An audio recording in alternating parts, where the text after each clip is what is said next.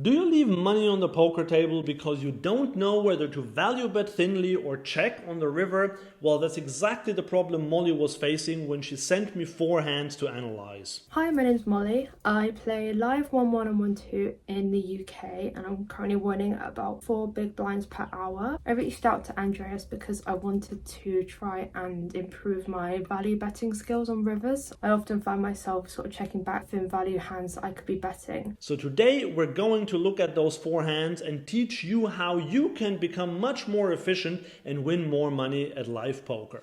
So the first hand, we have Queen 10 of spades under the gun. We raise it up to 7. We get called by the hijack and also by the big blind. We flop top pair and it checks to us. So just talk me through what you would do here or what you did in this spot. Yeah, so the big blind checks, and I think that I can get value from straight draws here, maybe some ace high kind of hands, so I decided to bet 8. I'd like this, but it's absolutely fine to check as well. You have a player behind you and we get called by the hijack and the big blind folds. So at this point now, let's just start ranging the hijack. There can be some pocket pairs. The 1-2 level player pool is probably under free betting hands like 9s, 10s, 8s and stuff. So I think that we can get called by that portion of the range on the flop. Maybe some kind of straight draw hands, some ace jack offsuits, for example, that have some backdoor potential on that flop. So I think what we can say is pairs, whether that's a pocket pair like pocket 8s, pocket 10s, pocket 7s, could be 10-9, jack-9, could be a queen, usually then it is a better queen than ours, and he could be slow playing pocket deuces, pocket 9s. Okay, now we go to the turn and it is the king of spades. Obviously not a great card for our hand. At this point I think the king should not really help him a lot. This would be a good card to bluff on, even though some draws get there, but we don't need to do that because we have showdown value. You check and he checks behind, which I think is a good sign because probably he now doesn't have a set. Okay, and now we go to this blank river. Basically, in terms of hand ranging, the turn didn't change much except that we reduced the likelihood of him having a monster. Your question was here, what to get value from if you bet here. So can you think of anything? Yeah, there's some queen X. Obviously we do block that though, so it's not as likely now that it gets, devalued to third pair. I'm not too sure if we bet we'd have to go super small to get called by the 9x portion of the range. So I decided to bet 15 in this scenario. So just a minor point on this one. You said you might call with a queen, but would we ever beat a queen that he calls with here? What queen would that be? Yeah, I wouldn't worry about the queen. So you're right. The 9x or some crying call from pocket 7s that you just can't fold, that is possible. But it is getting very thin on this one. I can go either way, so this is exactly one of those cuspy hands. What would make my decision easier would be to know a bit more about this player. Do you think that he is capable of raising your small bet with a bluff? If the answer to that question is no, I would lean towards a thin value bet. If the answer to that is yes, then I would definitely lean towards checking. Here in this case he just folded, so quite uneventful. So in this next hand there was a limp under the gun and now the button makes it 8 and we are in the big blind with 9-7 of diamonds and you decided to go for a 3-bet. Can you talk me through why? Both the under the gun and the button player were both the type to just, I think, overfold in this spot. And I think I want to build a more polar 3-bet range and not just 3-bet top of range from the big blind, as I think that these are the type of players that are going to think it's just top of range. I don't mind this at all. I think I can get away with it. Yeah, let's just talk a little bit about that. Do you think that the button will fold a hand like ace-jack offsuit? Maybe. He was the sort of kind of weekend overplaying, too many hands, wanted to see a flop sort of type, whereas under the gun I think would just fold. Right, so now you're telling me that he is the kind of guy who wants to see a flop, but then he also overfolds pre-flop? It's a bit of both, do you know what I mean? He's like I think like with aggression I think I can get him to fold. I don't like this 3-bet with 9-7 suited in the big blind against this player, and yes, the only reason why I would say it's okay would be me if you tell me, yeah, he is so weak when he only makes it 8 over a limper, because normally he would go bigger. But the problem is you now have a hand that's not great, you'll be out of position, and despite what you said that he might overfold, I think that players underfold to 3-bets, especially when they are in position. Like hands like ace-jack offsuit, king-jack offsuit, those should be hands that should hit the muck. And I just don't believe that many players at 1-2 will fold king-jack offsuit in this spot. And if it doesn't fold king-jack offsuit in this spot, well, 9-7 suited isn't doing very well against that. So I think in live poker, my mantra is, in general, try to be very linear with the 3-betting range rather than polar, because now if you 3-bet ace-jack off here and he calls with king-jack off, that's a big result for you. But if he's going to call with king-jack off and you 3-bet 9-7 suited, that's not exactly what we want. If you want to go more polar, then start doing it when you have position. Because here now, the only thing that you have in your favor is basically skill edge. You don't have the cards edge, and you don't have the positional edge. So usually I say you need to have 2 out of these 3 things to do a certain move. But anyway, we do get called by the button, and now we flop middle pair. Well, what do you think here? I'm checking my range on this board. It's quite connected. There's the 2 sort of low cards. There's a lot of potential for him to hit this board. So yeah, I quite like just checking range here. Okay, yeah, I think that's very good, especially with this hand. We don't want to put a lot of money in with second pair now. Okay, he checks behind. That's good news for us. Now we get this probably blank. I mean, 6-4 gets there, but he shouldn't really have that. What now? Well, I think on the flop, he's never ever checking back a jack, so I can eliminate that portion of range, which is good. Typically, yeah, this is a brick. So I decide to bet here because I think that I can get called by flush draws, straight draws, etc.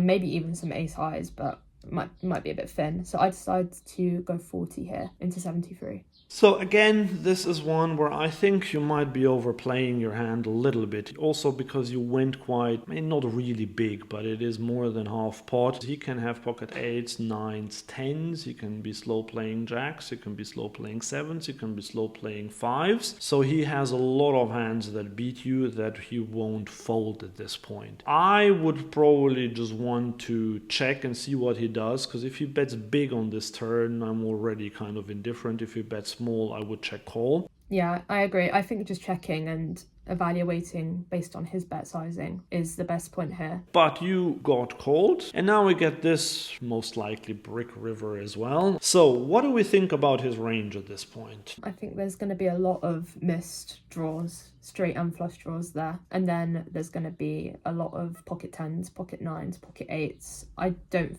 think there's going to be any slow played sets and 2 pairs here and stuff. I just think they'd raise turn. So yeah, I think it's just a lot of either bricked draws or, you know, pocket 10s, pocket 9s pretty much.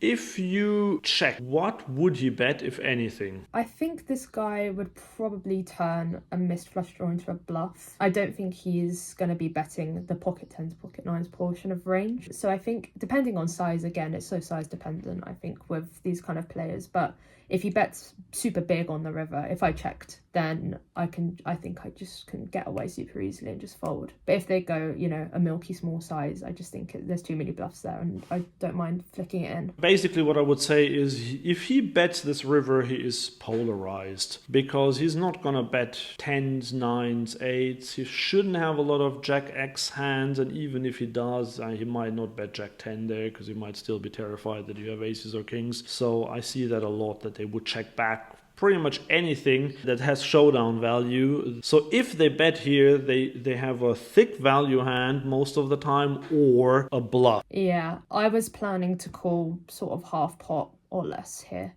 Anything bigger, I'm pretty much throwing my hand straight into the mug. You checked and he checked behind, and he had king 10 of spades, and you won this one. So it turned out great because he did have exactly the flush draw. But you see, this is exactly what I mean. Pre-flop, you put in a lot of money with the second best hand out of position, and then you just got lucky that you hit and he had a flush draw and he didn't hit, and he played it super passively.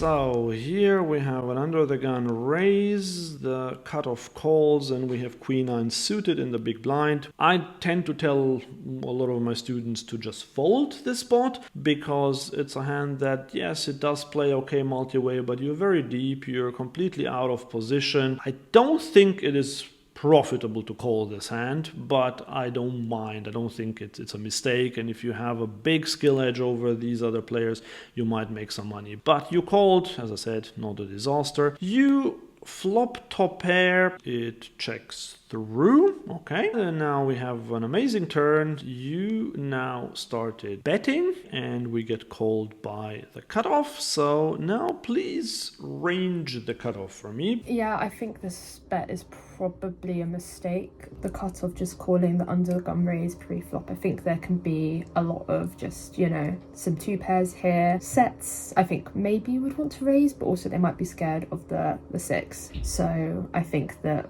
yeah, we should probably just check here and check call if the cutoff decides to bet.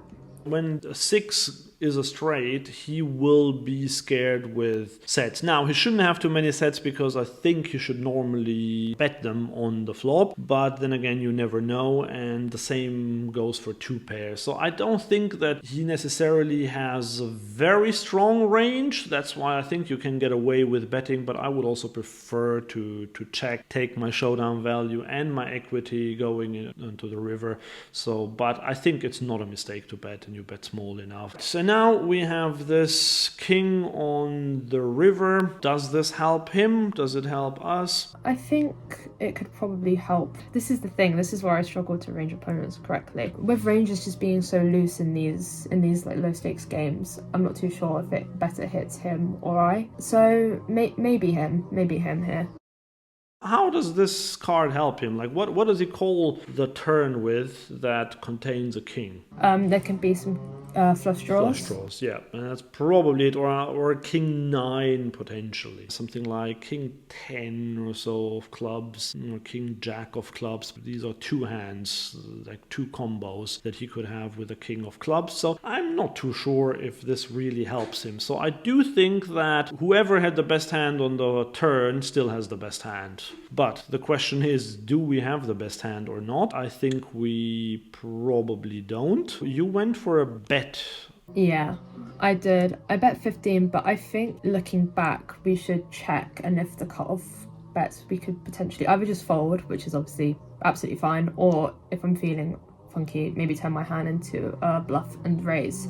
Yes, so although the problem with them betting the river, they're not going to go for thin value. They are not going to bet king 9 on a 4 straight board. I would probably just check fold this river.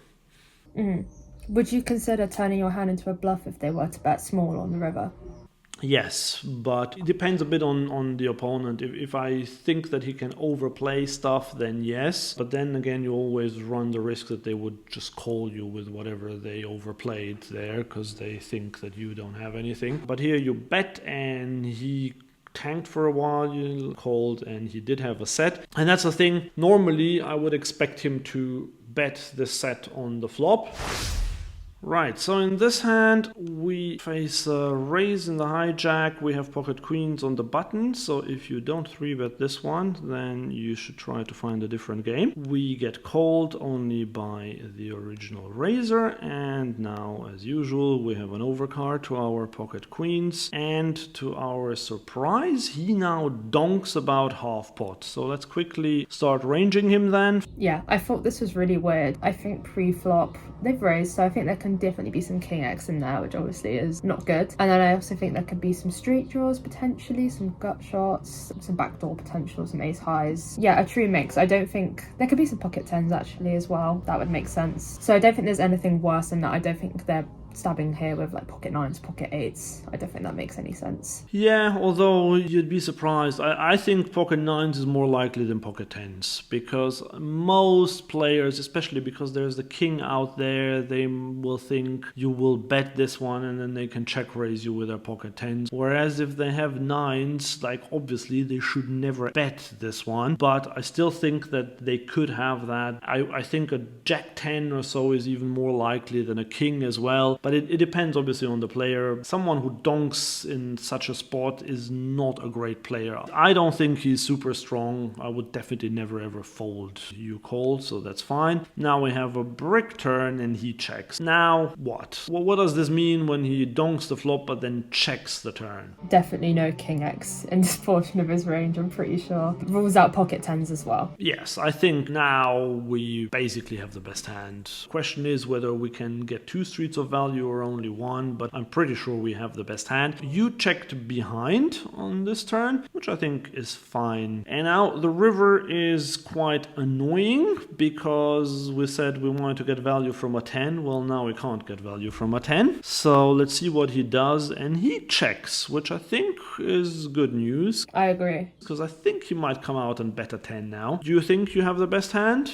Yeah, I was not worried about 10x at all. King X, still a bit 50-50, but I'm pretty sure, again, we can rule most of that out. But I just don't know if we're necessarily going to get called by worse if we bet here. I don't think the pocket nines, pocket eights portion of range are going to want to call. So I do just check. That depends how big you go. If you go 40 or 45, I don't think you will fold a pair. So this is one where I would say I would definitely go for value. If, say, the river were a deuce rather than a 10, would you have bet then? Oh, I don't know. I think it's... Yeah, I think we can get called by a 10 there. Then he would have a lot more 10x than he does now. Plus you would beat 10x at that point. If the 10 doesn't pair on the river, then I think that would be an absolute mandatory value bet spot. But you checked back and you won it